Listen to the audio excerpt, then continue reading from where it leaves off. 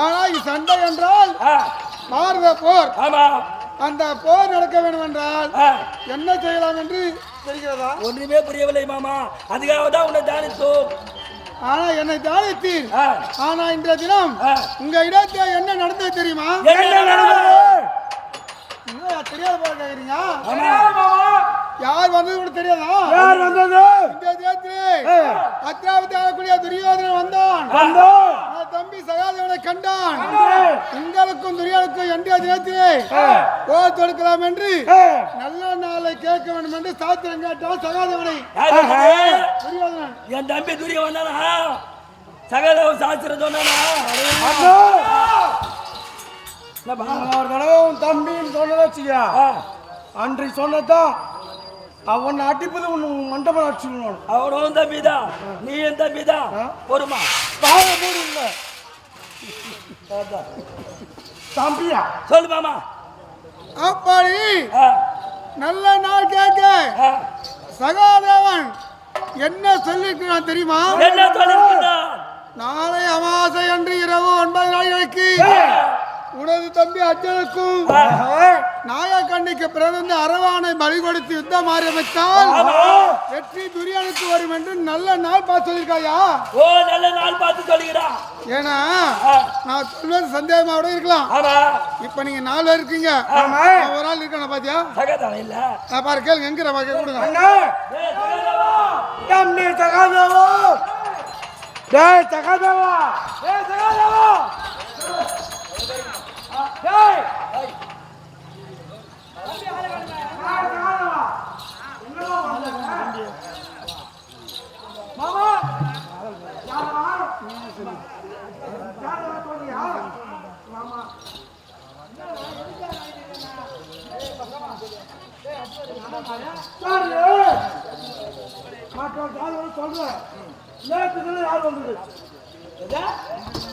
இன்று தினம் யார் வந்தது?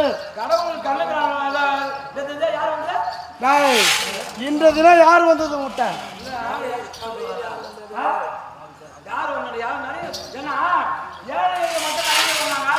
ஏழை எளிய மக்கள் வருவாங்க, இல்லைன்னு சொல்லல. ஆனா முக்கியமான ஆளு இன்றைக்கு வந்தாங்க. யார் வந்தது?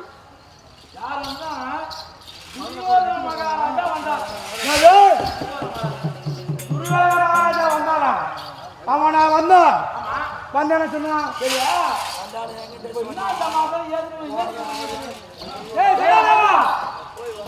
என்னையா யார் பைத்தியம் மாதிரி உழைக்கிறான்? பைத்தியமா? எனக்கு ஒன்றும் தெரியாதியா? சபையோர்களே, எப்படி என்றால் சூரிய பகவான் கொடுத்த அட்சய பாத்திரம் பகவான் மாமா கண்ணன் அவர்களே, கண்ணன் அவர்களே, உங்களுக்கு கருத்தால கொடுத்து அனுப்புங்கள். சுருக்காக அப்படி ஆண்டவனால் கிடைத்த உங்களுக்கு என்று இந்த அச்சய பாத்திரத்தை நாம் இந்த அருமையான அன்போடு பண்போடு வாழக்கூடிய மக்களிடையே கொடுத்து அனுப்புகிறோம். உங்களால் இன்றைய காணிக்கையை கொடுத்து எங்கள் அன்போடு ஆதரிக்க வைக்க வேண்டும் கேட்கிறேன். நன்றி, வணக்கம்.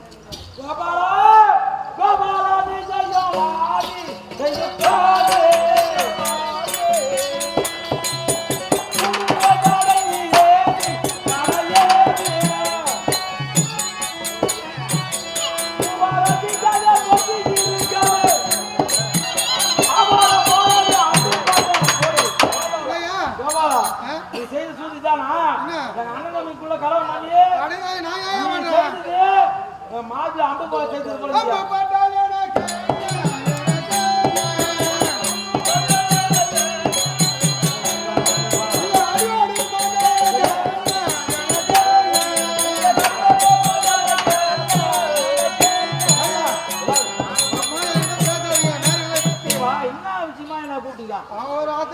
நீ ஒன்று கேக்குற என்னையா?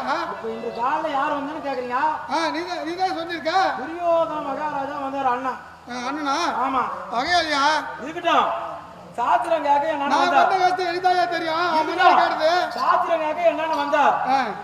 அதாவது இந்த நாட்டை அவர் ஆளணுமா, நல்ல நாள் பார்த்து சொல்லுன்னாரு. நீ சொன்னியா? ஆமா. ஒரு நரனை பதிவு நான் தான் சொன்னேன். என்ன நரம்? ஒரு நரன் சொன்னாக்கா அது எங்க அண்ணன் பாரு அர்ஜுன பெருமான் இவருக்கும் நாகக்கண்ணிக்கு பிறந்தவர் அரவான் என்ற பிள்ளைய பலி கொடுத்தா ஜெயம் வரணும் தான் சொல்லிட்டு ஏடா சொன்ன கோவப்படாதீங்கண்ணா ஜாதகத்தில் உள்ளபடி உண்மையாக நான் சொன்னேன் என் மீது தவறு உண்மைதான் கேட்பது நியாயம்தான் இருந்தாலும் சாஸ்திரம் என்பது பொது அல்லவா ஆனா அப்படி சொல்லிவிட்டாய் அவன் சென்று விட்டான் நீ உரைத்தவாறு அரவணை கொண்டு போய் பலி கொடுத்து களத்தை வாழை அடித்து உங்களோட யுத்தம் செய்தால் உங்களை கொண்டு விடுவான் அவன் நாட்டாளன் எங்களை காக்கவும் கரை சேர்க்கவும் பகவான் நீங்க இருக்கிறீங்க இதுக்கு என்ன வழி செய்யலாம்னு சொல்லிட்டு நீங்க சொல்லுங்க அதன்படி கேட்டு ஒரே வழி சொல்லியா சீக்கிரமா எப்படி என்றால் நாவலாக சென்று நாகக்கண்ணியை அரவணை கண்டு துரியோனுக்கு பலியாக போவதை விட உங்களுக்கு பலியாக அழைத்து பலிபடுத்தி யுத்தம் ஆரம்பித்தா உங்களுக்கு ஜெயம் வரியா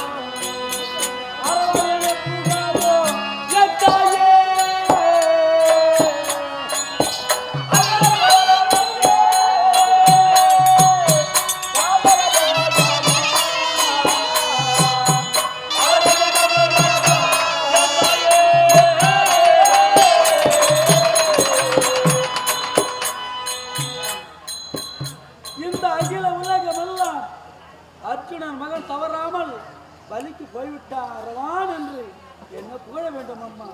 நீங்கள் முயற்சி தெரிந்து என்னை போய்வாடா மகனே என்று சொல்லக்கூடாது அம்மா. ஏற்படி என்னை வாழ விடவில்லாமல் தாயிடம் உழைக்கிறம்மா. ஆஹா அரவான் ஏனோ மனவேதனையோடு புலம்பு கொண்டிருக்கிறாய், என்னாச்சு? என்னுடைய தாயார் வீட்டை பாருங்களேன். ஆமா ஏன் வீட்டார் என்ன காணும்? அத்தனாபுரத்து வந்த என்னை பார்த்து வந்தார். நாளை இது அமாவாசை என்று இரவு 9 நாளிகைக்கு என்னை பலி கொடுத்தார். அவர் பகையாளி வெற்றி பெறலாம் என்று சாஸ்திரம் சொல்ல அந்த சாஸ்திரப்படி என்னை கொண்டு போய் பலி கொடுக்க என்னை கேட்டார். வருவதாக வாக்கு அளித்து விட்டேன். இந்த வார்த்தையை தாயார் உரைக்க போக வேண்டாம் மறுக்க நான் மறுத்து போகத்தான் போய் உரைக்க நீ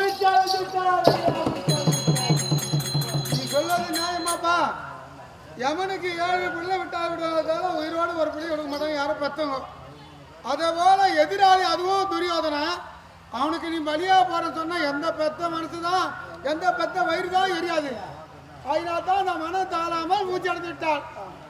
சரி, இப்போது உன் தாய் மூச்சு தெரிந்து வர வேண்டும். அப்படி என்றால் நான் எப்போது நான் எதை கேட்டாலும் நீ கொடுக்க வேண்டும். என்னுடைய தாயார் முயற்சி தெளிய வேண்டுமானால் நான் எதை கேட்டாலும் நீ கொடுக்க வேண்டும். என் தாயார் விருப்பத்து வருவாரா? நிச்சயமாக மூச்சு தெளிய வைப்பேன். எப்போது என் தாயார் முயற்சி தெளிவேன் உரைக்கிறாயோ நீ எதை கேட்டாலும் நான் தவற மாட்டேன். அவ சத்தியம் பண்ண. அப்புறம் உன்னுடைய தாயார் நல்ல முடியாது மூச்சு தெரிந்து வந்த உடனே கேட்ட உடனே முடியாத மறுத்து விட்டா நான் என்ன செய்யுது? தவற மாட்டேன். நீ எதை கேட்டாலும் சரி. கண்டிப்பா சத்தியமா என் தாயார் உயிர் பெற்றா போதும் நான் சத்தியம் பண்றேன். சரி பண்ணு. இல்லை இப்போ ஏன் தரேன். ஆஹா அம்மா நாகனி எதினே பாரா நாகனி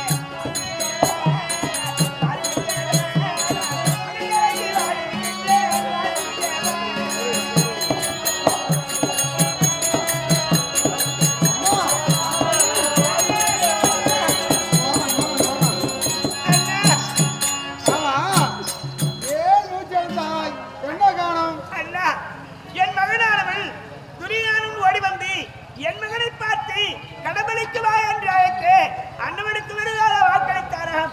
பெற்றெடுத்த ஒரு பிள்ளையை அண்ணவனுக்கு பலி கொடுக்க என் மனமானது இடம் தரவில்லை அண்ணா. நியாயம்தானே, பெற்ற பிள்ளை எப்படி அதுவும் எதிராளிக்கு பலியாக முடியும்? வேண்டாம் என்று பலமுறை உரைத்து என் வார்த்தையை காலாது போக வேண்டும் என்றான். அதனால் மயக்க விழுந்து விழுந்து என் பிள்ளையை காப்பாற்ற வழி தெரியாது மயங்கி விழுந்தேன் அண்ணா. சரிம்மா, எதிராளிக்கு பலி போவது உனக்கு பொறுக்க முடியவில்லை, மனம் தாழவில்லை. ஆமாம் அண்ணா.